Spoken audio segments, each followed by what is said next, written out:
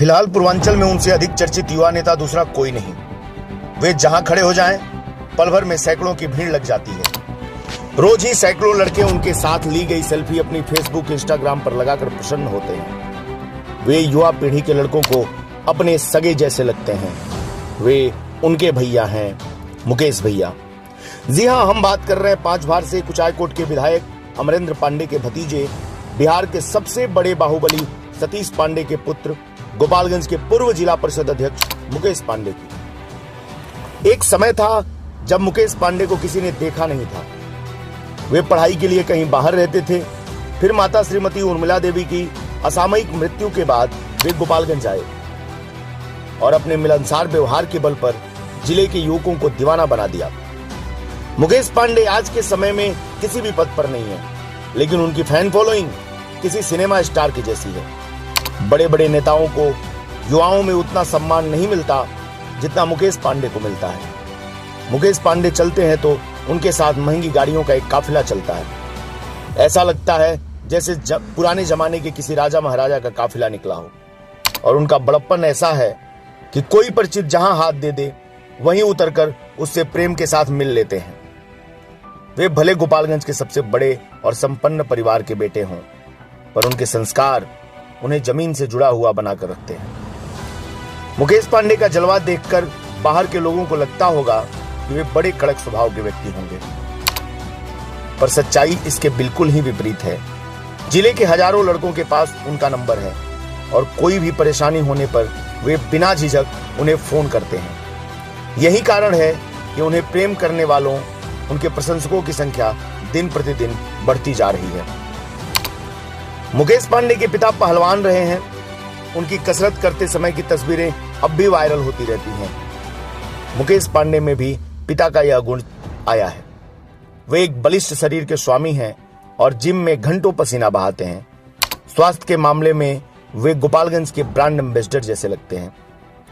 तभी तो लड़के उन्हें युवा हृदय सम्राट कहते हैं। मुकेश पांडे का परिवार हर वर्ष एक नागरिक सम्मान समारोह कराता है, जिसमें उनके क्षेत्र के हर व्यक्ति को बुलाकर सम्मानित किया जाता है। यह इस देश में होने वाला अपनी तरह का इकलौता आयोजन है। लगभग महीने भर चलने वाले इस आयोजन में लाखों लोगों को कंबल, शॉल, साड़ी और बच्चों को स्कूल बैग आदि दिया जाता है। इस आयोजन में मुकेश पांडे एक सामान्य कार्यकर्ता की तरह लोगों से मिलते जुलते और उनका सम्मान करते हैं। युवा पीढ़ी में मुकेश की बढ़ती लोकप्रियता का कारण उनका खेल में रुचि लेना भी है।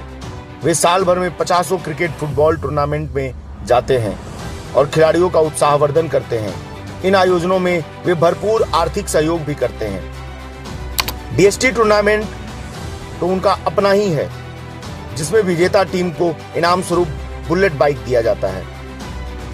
मुकेश पांडे की लोकप्रियता का एक कारण उनका आम जनता के बीच रहना भी है। लग्न के दिनों में उनसे एक भी न्योता नहीं छूटता। कोई गरीब व्यक्ति भी उन्हें न्योता दे दे तो उसके दरवाजे पर उनका काफिला अवश्य पहुंचता है। कोई कब क्रिकेट, कबड्डी या फुटबॉल टूर्नामेंट हो, मुकेश पांडे वहां अवश्य ही मिलते हैं। उन्हें सबसे अधिक खुशी लोगों के बीच में रहने से ही मिलती है। मुकेश पांडे की पढ़ाई लिखाई के बारे में बताएं तो उन्होंने देहरादून के इंडियन कैम्ब्रिज हाई स्कूल से मैट्रिक की पढ़ाई की।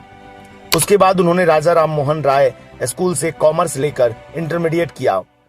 फिर देहरादून के ही Shri Guru Ram Rai institute of technology and science से ग्रेजुएशन किया। आगे की पढ़ाई के लिए वे विदेश गए और इंग्लैंड के प्रतिष्ठित नॉर्थम्ब्रिया यूनिवर्सिटी से इंटरनेशनल बिजनेस में MBA किया। वे राज्य के उन चंद युवाओं में से हैं जिन्होंने उच्च शिक्षा प्राप्त की है। उनकी शिक्षा, उनके बातचीत, उनके व्यवहार में झलकती है। इस बात में कोई शक नहीं कि मुकेश पांडे एक दिन जिले के सबसे बड़े नेता बनने वाले हैं। अगर गोपालगंज की लोकसभा सीट रिजर्व नहीं होती तो शायद हम उन्हें सांसद के रूप में देख रहे होते, पर आज नहीं तो कल उन्हें उनका स्थान मिलना ही है। टीम राजनीति की तरफ से उन्हें ढेर सारी शुभकामनाएं। बहुत बहुत धन्यवाद।